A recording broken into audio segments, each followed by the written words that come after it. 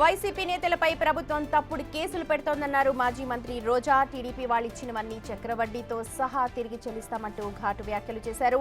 Liquor కేసుతో మిథున్ రెడ్డి, చెవిరెడ్డికి ఏం సంబంధం ఉంది అంటూ కేసులు పెట్టారని ప్రశ్నించారు ఆమె. ప్రశాంత్ రెడ్డి విషయంలో వెంటనే కేసులు నమోదు చేస్తున్నారు, నా విషయంలో ఎందుకు స్పందించలేదు అంటూ ప్రశ్నించారు. నా నియోజకవర్గంలో తండ్రి పేరుతో అధికారంలోకి వచ్చిన భానుప్రకాష్తో లోకేష్ నా మీద మాట్లాడిస్తున్నారు అంటూ ఆరోపించారు. అధికారం ఉంది కదా అని ఎగిరెగిరి పడితే రాబోయే రోజుల్లో ఎగిరేసి తంతామంటూ రోజా తీవ్ర స్థాయిలో హెచ్చరించారు. చంద్రబాబు నాయుడు కూటమి ప్రభుత్వాన్ని కూకటి వేళ్లతో సహా పెకిలించి బయటపడేసేంత వరకు మేమందరం కూడా పోరాడతామని కూడా ఈ సందర్భంగా తెలియజేసుకుంటున్నాను.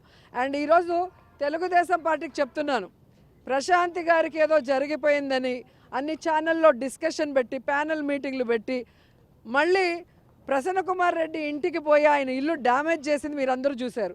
పోలీస్ స్టేషన్లో వెంటనే కేసులు పెడతారు.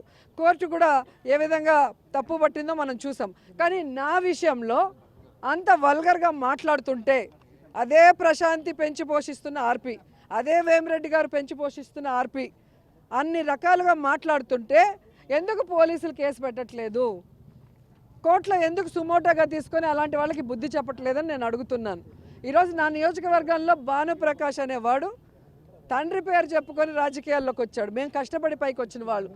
అలాంటి వాడితో కూడా లోకేష్ గారు నన్ను ఈరోజు మాట్లాడిస్తున్నారు. కాబట్టి ఈరోజు అధికారం ఉంది కదా అని ఎగిరెగిరి పడితే రాబోయే కాలంలో జగనన్న ముఖ్యమంత్రి అయిన తర్వాత ఎగిరెగిరి పడిన వాళ్ళని ఎగరేసి తంతామని కూడా ఈ సందర్భంగా తెలియజేసుకుంటున్నాను.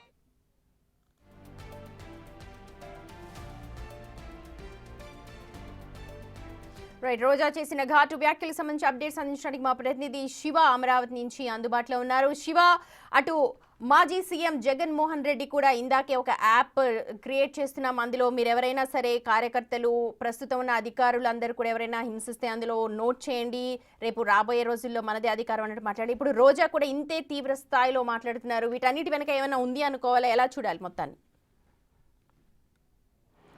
సుమతి, మొత్తం మీద చూసుకుంటే ముఖ్యంగా గత సంవత్సర కాలంగా వైఎస్ఆర్సీపీకి సంబంధించిన నేతలు, కార్యకర్తలు, కీలకమైన నాయకులు సైతం కూడా అజ్ఞాతంలోకి వెళ్ళటం లేకపోతే జైల్లోకి వెళ్తున్న పరిస్థితి కనిపిస్తుంది. సో ఈ నేపథ్యంలో కార్యకర్తల్లో, నేతల్లో ఒక రకమైన నైరాశ్యం, పూర్తి స్థాయిలో ఆందోళన, అలజడి కొనసాగుతుంది. ఈ నేపథ్యంలో కార్యకర్తలు కానీ, కీలకమైన నేతలు కానీ బయటకు వచ్చే పరిస్థితి ప్రస్తుతం కనిపించట్లేదు. సో ఈ నేపథ్యంలోనే పార్టీ నేతల్ని, కార్యకర్తలు యాక్టివ్ చేసే దానిలో భాగంగానే కొంతమంది వైఎస్ఆర్సీపీ నేతలు, మాజీ సీఎం జగన్మోహన్ రెడ్డి సైతం కూడా కొన్ని కీలకమైన అంటే కార్యకర్తలు, నేతలు ధైర్యాన్ని, మనోధైర్యాన్ని నింపే ప్రయత్నం చేస్తున్నారు. సో ఆ ప్రయత్నంలో భాగంగానే గత కొన్ని రోజులుగా జగన్మోహన్ రెడ్డి చేస్తున్న వ్యాఖ్యలు చూసుకోవచ్చు. ఒక్కొక్కరిని అంత చూస్తాము, బట్టలు ఒడిసి నిలబెడతాము, సప్త సముద్రాల అవతలున్నా కానీ తీసుకొస్తే ఇబ్బందులు పెడతామని చెప్పి కామెంట్ చేశారు. తాజాగా తాము ఒక యాప్ను పెడుతున్నాము, ఆ యాప్కు సంబంధించి ఏ కార్యకర్త అయినా, నేత అయినా సరే మీరు ఆ అధికారి వల్ల కానీ, ఆ ప్రజాప్రతినిధి వల్ల ఇబ్బందులు పడితే దాంట్లో మీరు అప్లోడ్ చేయొచ్చు, ఆ వివరాలు పెట్టచ్చు, మీ వద్ద ఎటువంటి సాక్ష్యాలు, ఆధారాలు ఉన్నా దాంట్లో అప్లోడ్ చేయొచ్చు అని చెప్పి ఆయన ప్రకటన చేశారు. ఆ తర్వాత మాజీ మంత్రి రోజా అదే స్థాయిలో కూడా కీలకమైన వ్యాఖ్యలు చేశారు. ఆమె ఇటీవల కొన్ని వ్యాఖ్యలు చేస్తే ఆ వ్యాఖ్యల వివాదం కొనసాగుతుంటే వాటికి అగ్గికి ఆజ్యం పోసిన రీతిలో రోజా మరొకసారి కీలకమైన వ్యాఖ్యలు చేశారు.